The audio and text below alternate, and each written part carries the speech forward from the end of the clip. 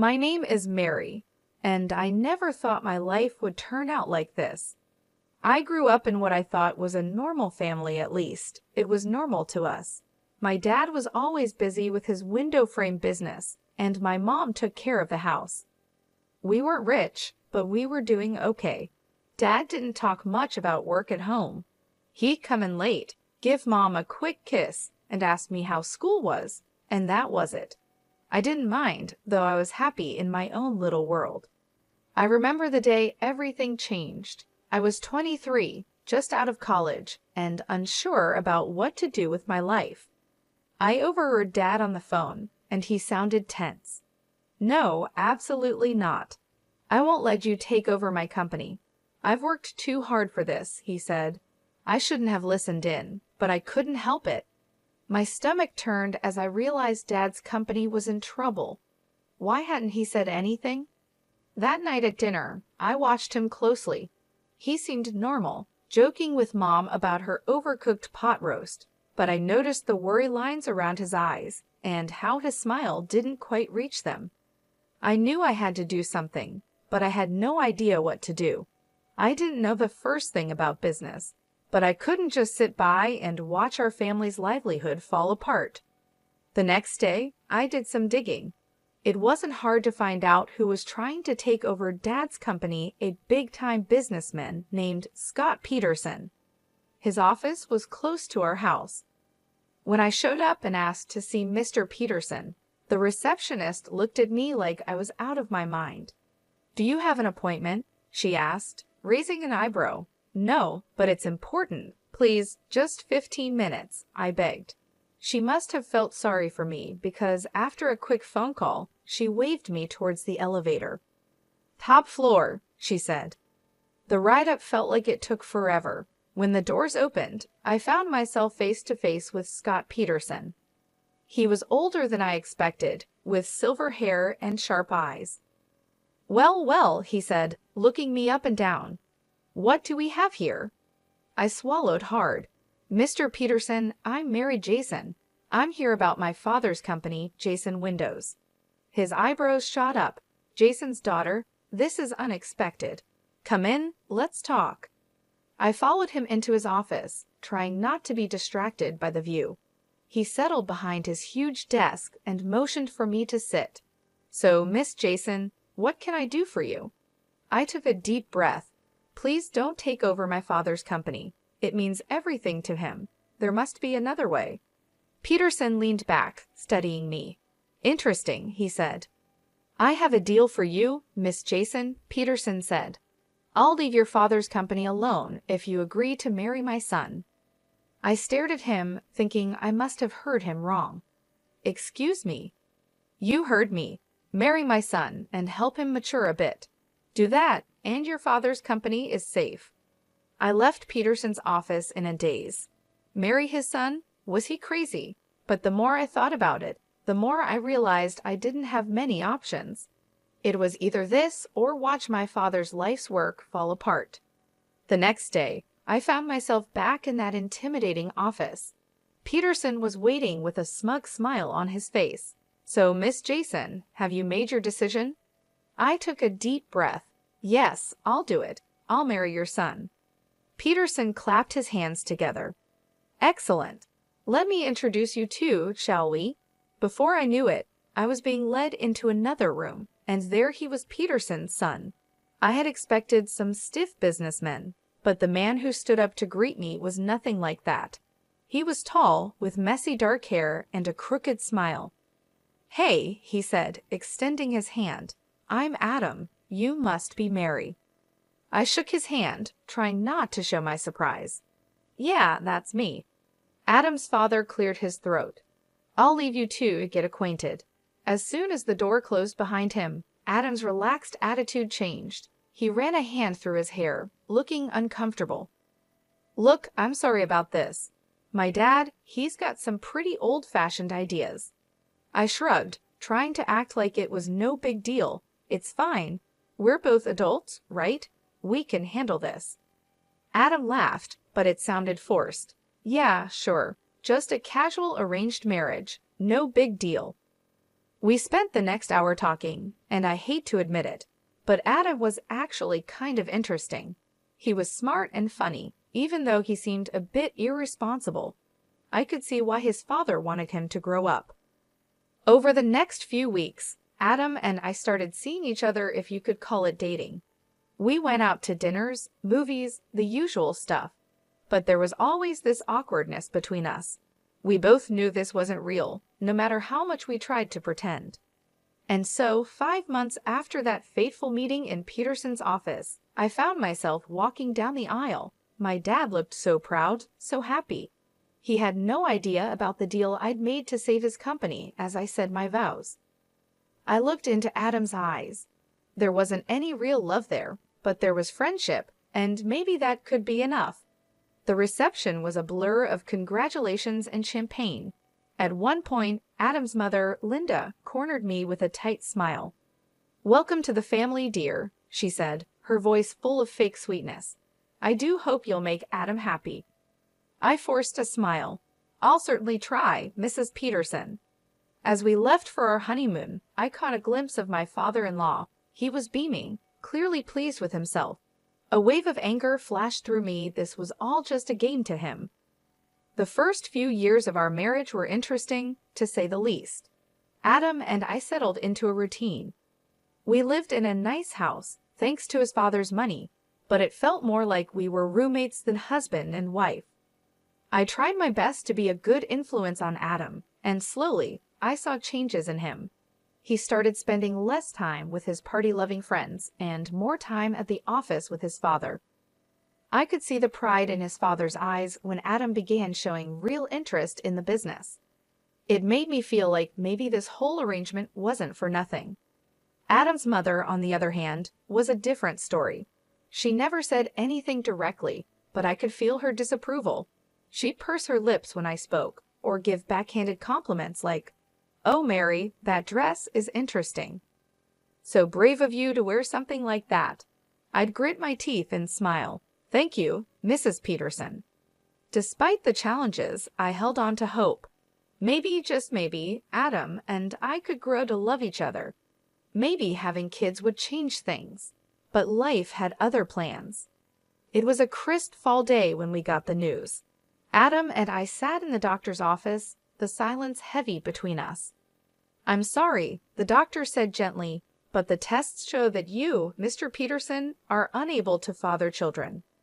The words hit me like a punch. No children. The one thing I had been counting on to bring us closer, to make this marriage real, was now impossible. That night, as I lay awake, I thought about my own parents. Dad's business had flourished since my marriage to Adam. He had even managed to double his turnover. I was happy for him, truly, but I couldn't help feeling a bit lost. I wanted to work and have a purpose beyond just being Adam's wife. But when I brought it up to him, his response was quick and firm. "Work? Why would you need to work? We have more than enough money." "It's not about the money, Adam. I want to do something meaningful," I replied. He shook his head. "In our circle, wives don't work, they do charity. Why don't you start a foundation or something?" And so the Mary Peterson Foundation for Children with Cancer was born. It wasn't what I had imagined for myself, but it gave me a sense of purpose. I threw myself into the work, organizing fundraisers, visiting hospitals, and doing whatever I could to help. Adam didn't seem to care much about my new passion. In fact, he didn't seem to care much about anything I did anymore. We were living parallel lives, sharing the same space but rarely connecting. Years passed, 8, to be exact, and then everything changed again. Adam's father died suddenly of a heart attack. Just like that, Adam was pushed into the role of CDO. I tried to be supportive, but I could see him struggling under the weight of his new responsibilities. 3 years later, we got more bad news. Adam's mother had cancer. "We should move her to a care facility," Adam said, his voice detached. "They can take better care of her there." But his mother refused. "I will die in my own home," she declared, her chin lifted defiantly. So, drawing on my experience with the Cancer Foundation, I took charge of her care. I hired nurses, coordinated treatments, and spent hours by her bedside. To my surprise, Linda's attitude toward me began to soften. One day, as I was adjusting her pillows, she caught my hand. "You're a good woman, Mary," she said softly. "I'm sorry I didn't see it sooner." I felt tears well up in my eyes. "Thank you, Mrs. Peterson." 6 years passed since Adam took over his father's company. I wish I could say things got better, but the truth was far from it. Adam's behavior became more erratic. He was drinking more, coming home at odd hours, and snapping at me over the smallest things. One day, I received a call from Adam's assistant. "Mrs. Peterson, I'm sorry to bother you, but Mr. Peterson hasn't been to the office in days. Is everything all right?" When Adam finally stumbled home that night, reeking of alcohol, I confronted him. "Adam, what's happening? Your assistant called you haven't been to work." He laughed bitterly. "Work? What's the point? The company's going under anyway. Dear old Dad left me a sinking ship, and I couldn't keep it afloat." I couldn't believe what I was hearing. All those years of hard work gone, and Adam seemed almost relieved. Desperate to save something, I reached out to my father. Even though he was semi-retired, he agreed to help. He offered Adam a position as his deputy, hoping to guide him back to success. But Adam's heart wasn't in it. He showed up late, left early, and did the bare minimum. I watched helplessly as my father's sales began to drop. I knew I had to talk seriously with Adam. One night, after he'd had a few drinks, I approached him. "Adam, we need to talk about work. You're barely showing up, and my father's company is suffering because of you." Adam's face twisted with anger. "Oh, so now it's my fault? I never wanted this, Maria, any of it." "What are you talking about?" I asked. He laughed, a harsh, ugly sound. "This life, this marriage. I'm just waiting for Mom to pass away so I can sell her house and get out of here." I stared at him, horrified. "How can you say that? Your mother is dying, and all you care about is her money." "Don't act all high and mighty," he spat. "We both know this marriage is a sham. You're just as eager to get out as I am." Disgusted, I turned to leave the room. As I opened the door, I came face to face with Adam's mother. The look on her face told me she had heard everything. For a moment, we just stared at each other. Then, silently, she reached out and squeezed my hand. In that gesture, I felt her gratitude, her understanding, and her sorrow. The day I got the call about my parents' plane crash, my world shattered. Mom and Dad were gone in an instant. Their small plane to Aspen, Colorado, meant to be a second honeymoon, became their final journey. I needed support, someone to lean on, but Adam was nowhere to be found. My own husband didn't even bother to show up at the funeral. As I stood there, watching my parents' caskets lowered into the ground, I felt more alone than ever. After the funeral, anger began to replace my sorrow. How dare he?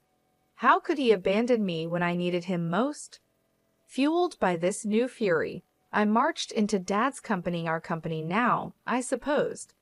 The sight that greeted me when I entered Dad's old office made my blood boil. There was Adam lounging in Dad's chair like he owned the place, barking orders like some conquering hero. "Adam," I said, my voice tight with barely contained rage, "we need to talk." He looked up, his face full of annoyance. "What is it now, Maria? Can't you see I'm busy?" I snapped, "You couldn't even be bothered to come to my parents' funeral." Adam rolled his eyes. "Oh, here we go with the lecturing again. You know what, Maria? Always nagging, always pushing. Well, I'm done with it, and I'm done with you." I stared at him, shocked. Then I noticed something change in his eyes. A cold, calculating look replaced the anger. "You know, Maria," he said, his voice suddenly calm, "this company is worth about $25 million. And guess what? As deputy director, it's all mine now." My heart sank. "What are you talking about?" He leaned back in the chair, Dad's chair, with a smug smile. I'm the deputy director. I have all the passwords, access to all the accounts.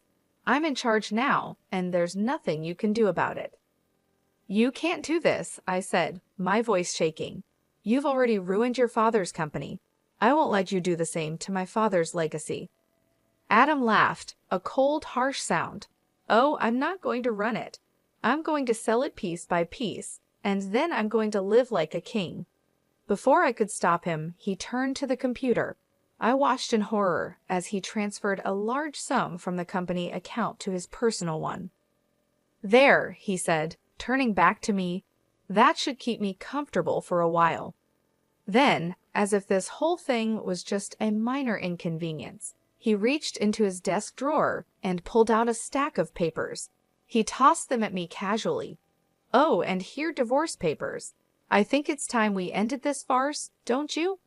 I caught the papers reflexively, my mind reeling. This couldn't be happening.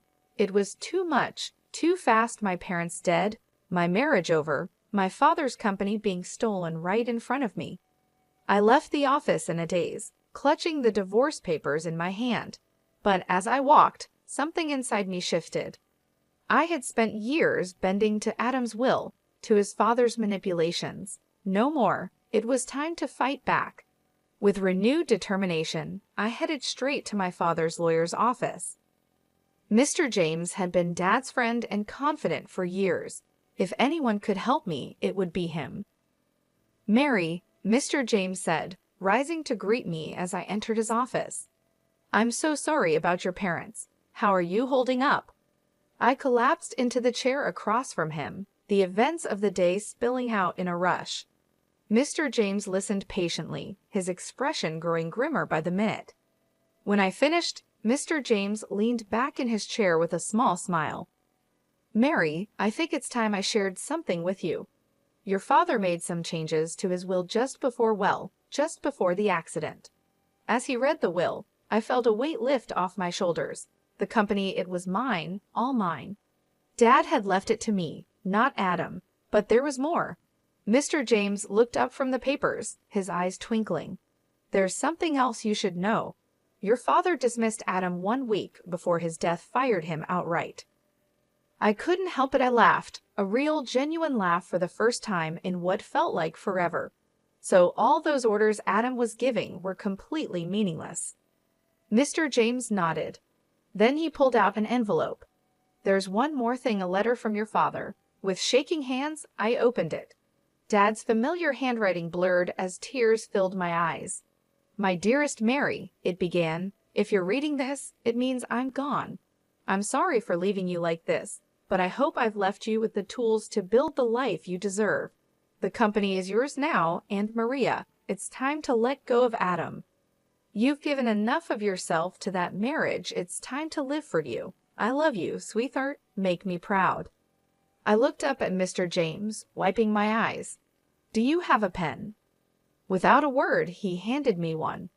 I signed the divorce papers Adam had given me, feeling lighter with each stroke of the pen. Can you file these? I asked, handing them back. I want this done as quickly as possible. Mr. James nodded. Consider it done. As I left his office, I felt free for the first time in years, maybe for the first time ever. I was in control of my own life. No more Adam, no more Petersons pulling my strings. On impulse, I pulled out my phone and called Karen, my best friend from the charity foundation. Karen, it's Mary. Want to meet for coffee? I've got some news. An hour later, we were seated in our favorite cafe, lattes in hand. So, Karen said, eyeing me curiously, what's this big news? I took a deep breath, then let it all out. Adam, the company, the divorce. Karen listened, her eyes widening. When I finished, she reached across the table and squeezed my hand. Girl, you're free, and now you're the boss. I couldn't help but smile at her enthusiasm. I don't know, Karen. Can I really run a company? I asked, feeling uncertain. She gave me a stern look. Are you kidding me, Mary? You've been running that charity foundation like a pro for years. You're smart, You're organized, and you actually care about people. You're going to be an amazing CEO." After my talk with Karen, I felt more confident. It was time to face reality and get my things from Adam's house. I never really thought of it as my home, and now I understood why. When I arrived, I found my mother-in-law, Linda, in the living room. She looked tired, worn out from her battle with cancer. "Linda," I said gently, "I'm here to get my things. Adam and we're getting divorced." To my surprise, her eyes filled with tears. "Mary, I know I haven't always been kind to you, but you've been so good to me. Would you consider taking me with you?" I was stunned. "You want to come with me?" Before she could answer, the front door slammed open. Adam stormed in, his face red with anger. "You," he shouted, pointing at me. "What the hell did you do? The company accounts are blocked. I can't access the money." I straightened up, looking him in the eye.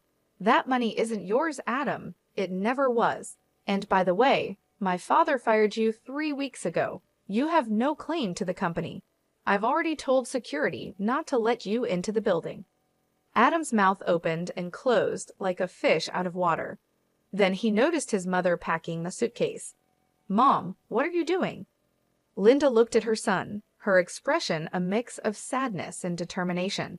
"I'm going with Mary. I'm sorry, Adam, but you've proven to be unreliable." Adam's face turned an even deeper shade of red. "Unreliable? Me? This is all your fault. You raised me to be this way, with your coddling and your expectations." He turned to me, his voice full of venom. "Fine, get out, both of you. I don't need either of you." I felt a wave of pity for him. This angry, bitter man was a far cry from the charming, if irresponsible, guy I had married. But I couldn't let that sway me, not anymore. "Come on, Linda," I said softly. "Let's get your things." As we packed, Adam continued to rant and rave, hurling insults and blame. But we tuned him out, focusing on what we needed to do. The drive to my parents' house was quiet. Linda dozed in the passenger seat, the stress of the day taking its toll. As we pulled up to the house, a lump formed in my throat.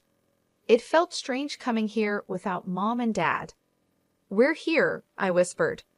I gently woke Linda and helped her inside, leading her to my parents' room. It felt right somehow to give her that space. "Are you sure?" Linda asked, her eyes wide as she looked around the room. I nodded, swallowing past the lump in my throat. "Yes, I think they would have wanted it this way." As I helped Linda settle in, I felt a mix of emotions: grief for my parents, relief at being free from Adam, and uncertainty about the future. But beneath it all, there was a glimmer of hope. Taking over Dad's company felt like jumping into the deep end of a pool without knowing how to swim. Those first few months were filled with meetings, financial reports, and sleepless nights, but I was determined to make it work. I hired Paul, a brilliant business consultant, as my right-hand man. He patiently guided me through the complexities of running a multi-million-dollar company. "You've got good instincts, Mary," he'd say. "Trust them." Slowly but surely, I found my footing. 5 months in, I wasn't just getting by, I was thriving. The company's performance began to improve, and I felt a surge of pride, knowing Dad would have been pleased. Through it all, I never neglected the Cancer Foundation. If anything, my work there became even more important to me. It was a connection to my past and a guiding light for my future. Linda's condition worsened over time, and I devoted myself to her care, determined to make her final days as comfortable as possible. We grew close during those 3 years, healing old wounds and forming a bond I never thought possible. The day she passed, I held her hand and whispered, "Thank you for everything, Linda." She squeezed my hand weakly, a small smile on her face, before slipping away peacefully. I organized the funeral myself, making sure everything was just right. Adam didn't show up. I wasn't surprised, but it still hurt to see how far he had fallen. A few weeks after the funeral, I received a call from Mr. James. "Mary, there's something you need to see. Can you come to my office?" When I arrived, I was shocked to see Adam there, a young blonde hanging on his arm. He smirked at me. Well, if it isn't the little CEO. Don't worry, I'm just here to collect my inheritance. Mom and I might have had our differences, but blood is thicker than water, right? I held back my words, waiting for Mr. James to speak. The lawyer cleared his throat and began reading Linda's will. As he spoke, I watched Adam's smug expression turn to disbelief, then to anger. And so I leave my house and all my savings to marry Jason, with the stipulation that the money be donated to the cancer foundation she so passionately supports. Tears filled my eyes as Linda's final act of kindness overwhelmed me. Adam exploded. This is a joke. She manipulated Mom. She's a fraud, a gold digger. She ruined my life, and now she's stealing my inheritance. His girlfriend, looking confused, stepped away from him. You said we'd be set for life with this money. I'm out of here. She stormed out, leaving Adam sputtering in disbelief. As I left the office, I could hear Adam's angry rants fade behind me. I felt light, free. Linda's gift wasn't just about the money, it was validation. She had seen me, truly seen me, and found me worthy.